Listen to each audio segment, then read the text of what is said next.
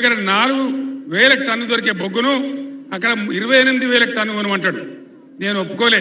నేను చెప్పిన నువ్వు ఏం చేసినా సరే, నా ప్రాణం పోయినా సరే నేను ఒప్పుకోను. నాకు సింగరేణి బొగ్గు ఉన్నది, నా సొంత బొగ్గు ఉన్నది, నీ బొగ్గు నాకెందుకు అని నేను చెప్పిన. ఇలా ఇదే ముఖ్యమంత్రి పోయి స్విట్జర్లాండ్లో దావోస్లో అదానికి పాటకు తెరిచొచ్చిండు, గేట్ తెరిచొచ్చిండు. అదాని గారు మీరు రాండి, తెలంగాణకు రాండి, 4 చేతుల దోసుకోండి అని సంతకాలు కూడా పెట్టి అదానిని పిలిచి వచ్చినాడు. పార్లమెంట్ ఎన్నికలు అవుడే ఆలస్యం. ఏం చేస్తారు? ఉన్న సింగరేణిని ఊడగొడతారు నరేంద్ర మోడీ, రేవంత్ రెడ్డి కలిసి. ఇది నిజమా కాదా మీ ఇంటికి పోయిన తర్వాత మీరు చర్చ చేయండి. ముఖ్యమంత్రి ఎందుకు పిలిచాడు అదానిని తెలంగాణకు? నేను ఎందుకు రానివ్వలేదు? నేను అడుగు పెట్టనియలే. బిడ్డ అడుగు పెడితే ఖబర్దారని చెప్పిన నేను, రానియలే. కానీ ఇయ్యాల ఇదే ముఖ్యమంత్రి ఆహ్వానిస్తా ఉన్నాడు.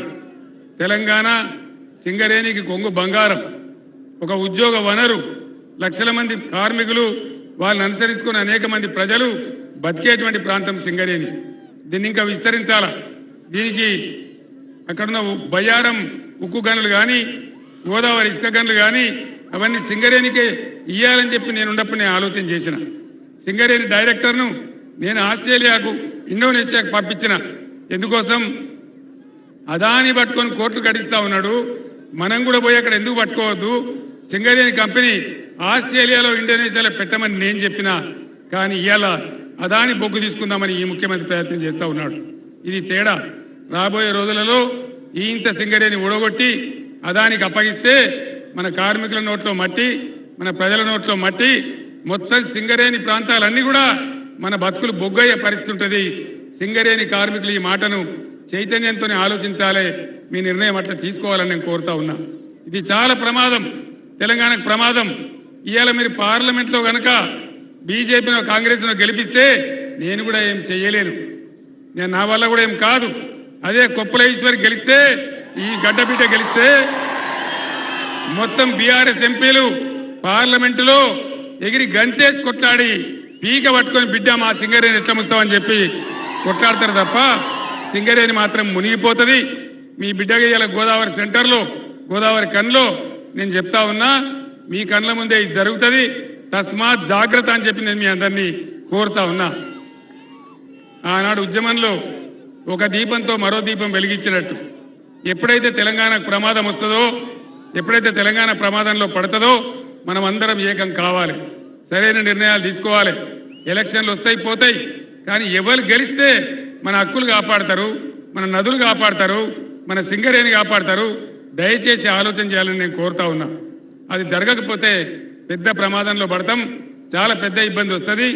దానికోసం మీ కాళ్ళల్లో చేలల్లో మీ మధ్యలో పెరిగిన బిడ్డ, మీ బిడ్డ, సింగరేణి కష్టం తెలిసిన బిడ్డ ఈశ్వర్ గెలిస్తేనే తప్పకుండా మన హక్కుల కోసం కొట్లాడతాడు. కాబట్టి దయచేసి అన్ని వర్గాల ప్రజలు కూడా ఆలోచించి, గోదావరికి అనుకున్న ఈ వైభవం, మంచిర్యాలకున్న వైభవం, ఇలా భూపాలపల్లి, సత్తుపల్లి, కొత్తగూడెం ఉన్న వైభవం సింగరేణిని కాపాడుకోవాలంటే ఖచ్చితంగా బొగ్గు గారి కార్మికులు ఉన్నటువంటి పక్షాన ఉన్నటువంటి ఈయన గెలిస్తేనే బ్రహ్మాండంగా జరుగుతుంది.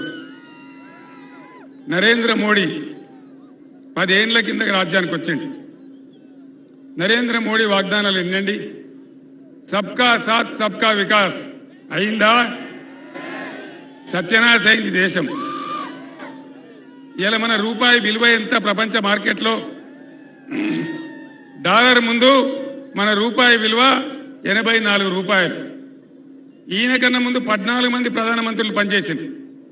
ఏ ప్రధానమంత్రి టైంలో కూడా మన భారతదేశం రూపాయి విలువ ఇంత తక్కువగా పడిపోలే, ఇంత తక్కువగా దిగజారలే. దేశం అప్పులపాలైంది, కంపెనీలు మాయమవుతున్నాయి, పబ్లిక్ సెక్టర్ మునిగిపోతున్నది, కార్మికులు రోడ్డున పడుతున్నారు, మొత్తం నాశనం అవుతున్నది తప్ప ఏమి లేదు. చివరికి రైల్వే లాంటి అతిపెద్ద సంస్థను కూడా, లక్షల మంది కార్మికులు బతికే సంస్థను కూడా క్రమంగా ప్రైవేట్ పరం చేస్తూ ఉన్నారు. బ్యాంకులు ప్రైవేట్ చేస్తూ ఉన్నారు, ఎల్ఐసిని ప్రైవేట్ చేస్తూ ఉన్నారు. ఈ నరేంద్ర మోడీ రాజ్యంలో ప్రైవేటైజేషన్ తప్ప ఇంకోటి లేదు. ఒకప్పుడు నేషనలైజేషన్, ఇప్పుడు ప్రైవేటైజేషన్. కాబట్టి దయచేసి చాలా ప్రమాదంలో పడబోతా ఉన్నాం. ఆ బీజేపీ లేపే మత విద్వేషంలో పడి మనం ముందుకు పోతే ఏమీ రాదు. బేటీ పడావో బేటీ బచావో ఎవల బేటీ ఎక్కడ బేటీ అని అన్నదా? జన్ధన్ ఖాతా రూపాయి వచ్చిందా? 15 లక్షలు మీ ఖాతాలు ఇస్తామంటే వచ్చినాయా? అంటే ఎప్పుడొస్తాయి? 15 ఏళ్ళకి వస్తాయా? కాబట్టి ఈ నరేంద్ర మోడీ పాలనలో మత విద్వేషం, హింస దేశాన్ని నాశనం చేయడమే తప్ప దేశానికి ఎప్పుడు కూడా ఎక్కడ కూడా మేలు జరగలే. ఇలా వార్తలు వస్తూ ఉన్నాయి. నరేంద్ర మోడీ కూడా 200 సీట్ల కన్నా రావు అని చెప్పి రోజు వార్తలు వస్తూ ఉన్నాయి. మీరందరూ కూడా చూస్తూ ఉన్నారు. కేంద్రంలో రాబోయేది సంకీర్ణ ప్రభుత్వమే రాబోతా ఉంది. బీఆర్ఎస్ ఎంపీలు ఇక్కడ 14-15 ఎంపీలు గెలిస్తే తెలంగాణ నదులు, నీళ్లు, మన బొగ్గు, మన సింగరేణి, మన ఉద్యోగాలు అన్ని కూడా కాపాడుకునే అవకాశం ఉంటుంది. కాబట్టి బీఆర్ఎస్ ఎంపీల గెలుపులోనే తెలంగాణ గెలుపున్నది.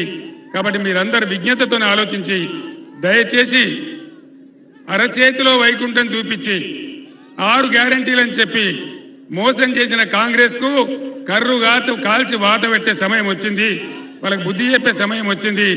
బీఆర్ఎస్ బలంగా ఉంటేనే రేపు ఉద్యమాలు చేసైనా సరే మీకు ఇచ్చిన వాగ్దానాలు నెరవేర్చడానికి ప్రయత్నం చేస్తుంది. కాబట్టి దయచేసి ఈ ఎన్నికల్లో విజ్ఞతతోని ఆలోచించి మీరు ఖచ్చితంగా బీఆర్ఎస్ అభ్యర్థులు గెలిపించాలి. కొప్పుల ఈశ్వర్ అయితే మీకు తెలుసు, సౌమ్యుడు, వినయం ఉన్నవాడు, విధేయత ఉన్నవాడు, నిస్వార్థంగా బతికినవాడు, మంచి పేరు ప్రతిష్టలున్నటువంటి వ్యక్తి. మీ గోదావరికని బిడ్డ, మీ కార్మికుడు. ఆయనను గెలిపిస్తే మీ పక్షాన కొట్లాడతాడు. కాబట్టి కార్మిక లోకమంతా కూడా దయచేసి ఆలోచన చేసి, ఇతర మేధావులు కూడా ఆలోచన చేసి बीआरएस ने गेलिपिंचाలని నేను కోరుతా ఉన్నా। मुसलमान भाइयों को बहनों को मैं सलाम करता हूं और आपसे मैं अदबन गुजारिश करता हूं। आज यहां कांग्रेस पार्टी तीसरे दर्जे पे है, हमारा मुकाबला बीजेपी से है। अगर आप लोग कहीं गुमराह होके उनको वोट देंगे कांग्रेस को तो खाम का यहां बीजेपी जीत जाएगा, हमें मिलने वाला कुछ नहीं है। मैं पीछे माइनॉरिटी डेवलपमेंट के लिए कितना अच्छा काम किया, कितने माइनॉरिटी रेजिडेंशियल स्कूल खोला, बच्चे किस तरीके से पढ़ रहे हैं ये आप तमाम जानते हैं। हर रमजान में मैं आपको तोहफा भिजाता था, क्या आज इस महीने तोहफा आया? रमजान तोहफा आया? क्यों नहीं आया? क्या मतलब है? इसके पीछे